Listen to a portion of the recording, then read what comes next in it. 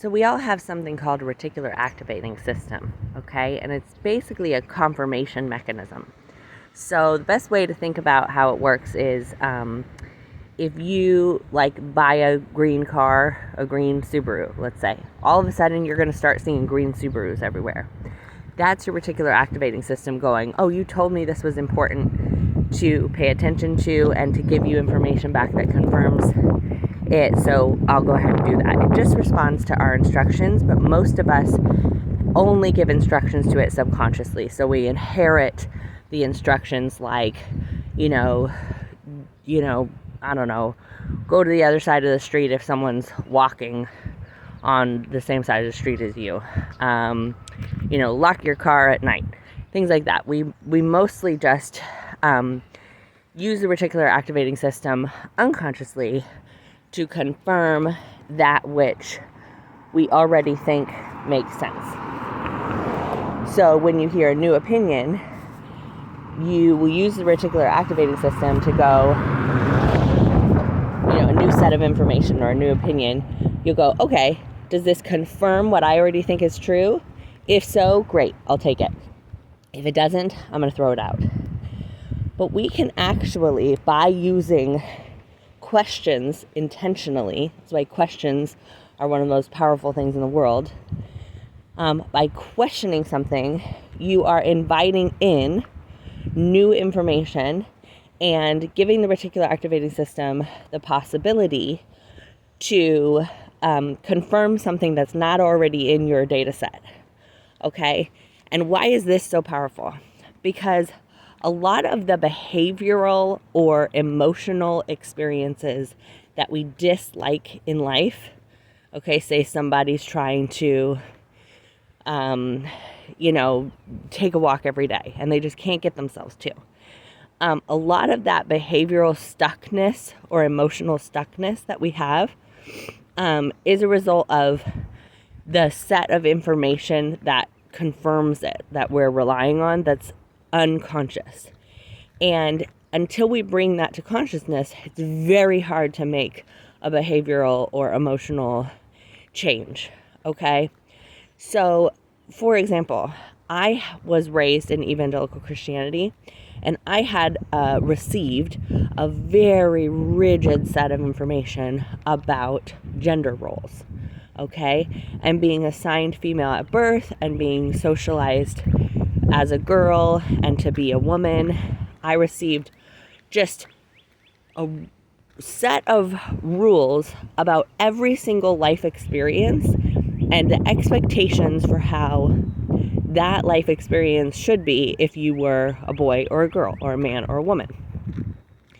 And until a couple of weeks ago, I subconsciously compared all of my experiences to if I fit the, if I met the assignment, basically. If I did what a good woman should do.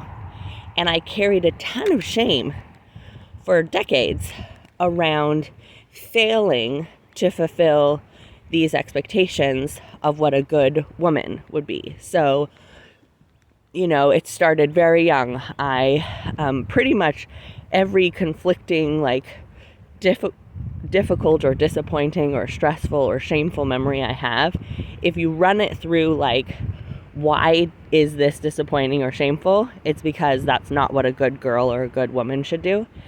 And I had this epiphany in therapy recently where I was like, oh, if I run all those same experiences through did I meet the mark for what a good boy or a good man should do, I met the mark. I win everything. Falling and slipping in the mud in kindergarten, which was a huge shameful memory that I have, and then going to the nurse's office and all they had was boys' underwear and boys' pants to put on. That was a very painful, significant memory.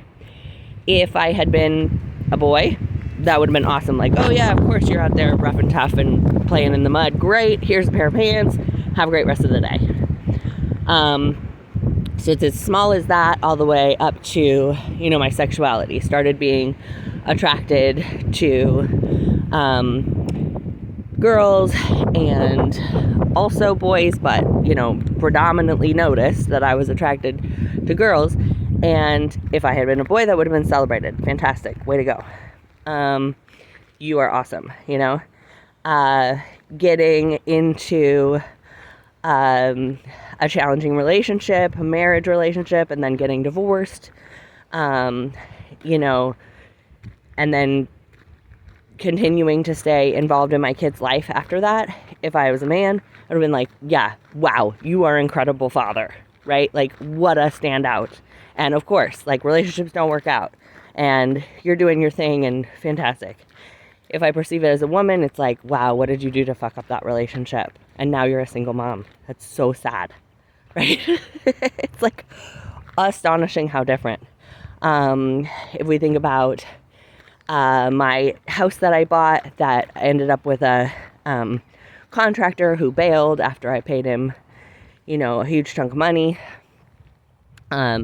As a single woman, people are like, whoa, that was so risky. You shouldn't have done that. You got taken advantage of because you're a woman. Like, you should have tried harder to make sure that was a safe situation. And now you're just like, owing money and in this house, and bad decision, right? You shouldn't have taken that risk. If I was a man, I'd be like, yeah, way to go. This shit happens. Like, what an asshole. Like, but you're the man. Like, you came through it. Like, you're awesome. Way to go. Like, of course, buy a house. Yeah, take a risk. If it crashes out, no problem. Do it again. It's like so different. Starting my own business, leaving my school district job. Yeah, that's so admirable if you're a man. Way to go. Starting your own business. That's incredible. You're so awesome.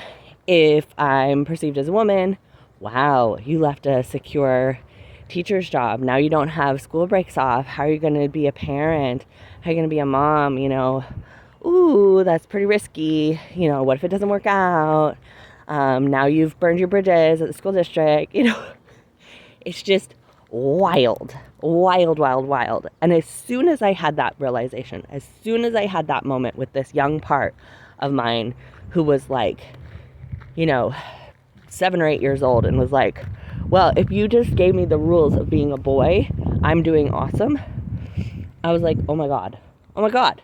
Changed the whole thing. I have I don't want to say no shame, but I have 1% of the shame that I had before. And even my therapist is like, how does this happen? It's just gone. It's very weird. I used to have a lot of shame about being emotionally and sensory sensitive and about having a difficult time interpersonally. And it took just one sentence from a brain injury specialist when he looked at all my records and said oh yeah, this is not borderline or bipolar or, any of these other mental health diagnoses that I had been given. This is just persistent post-concussive syndrome, and all of your emotional and psychiatric and sensory and being clumsy and all these things that you've thought was just you being too sensitive all the way to mentally ill, that's all just a result of early brain injury. And it was poof, in one sentence, all of that shame that I've carried for so long about why am I so sensitive? Why do I cry all the time? Why am I so clumsy? Why am I can't listen to loud music? Why do I pass out? Just poof, gone. So obviously this is still relying on an external set of rules to validate myself. So it's not where I want to end up. Eventually I'd like to end up being able to say I'm having my experience because I'm having my experience, and my experience is valid and not shameful because it's my experience. But what this exemplifies is that we have the opportunity, the possibility to question a set of beliefs or expectations, find one that confirms or makes your situation make sense or not be shameful or not a problem, and use that as a touch point, or even just use that as an opportunity to be maybe these rules are not as set in stone as I thought they were. And that is the premise of the work of Byron Katie, is that we offer turnarounds so that the thing that was stuck, that was set in stone, it's like, nope, this is the way it is, and so it's a problem. We turn it around, we say the opposite. We change up the subject and object. We give ourselves the possibility to be like, okay, what if this wasn't an absolute?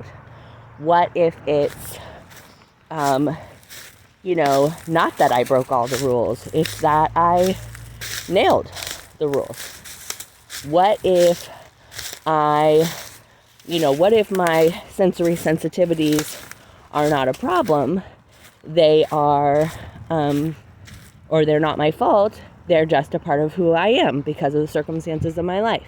It ties into radical acceptance, but it can be very hard to get to radical acceptance when we're a rigid person from life experiences who is, thinking like, I broke the rules and that's why I'm having this hard experience, or I did something wrong and that's why I'm having this experience.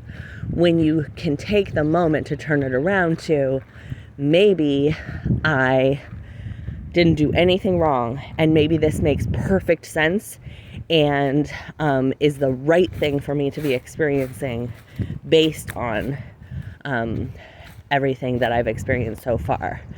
And that can shift you out of this needing to maintain this self-punishment of like, I did it wrong, I'm ashamed, I'm bad, and shift you into the possibility of this is just what was meant to happen and there's nothing wrong with me, which is an astonishing thing to let go of that shame, because then again, you're not in that defense state. You can get back up to the frontal lobe and start to imagine possibilities, and appreciate and even enjoy and make something out of where you are, instead of just dwelling on the it should be different. Okay, love you. I'm gonna do some looking at the sun time with my eyes closed and sending you so much love.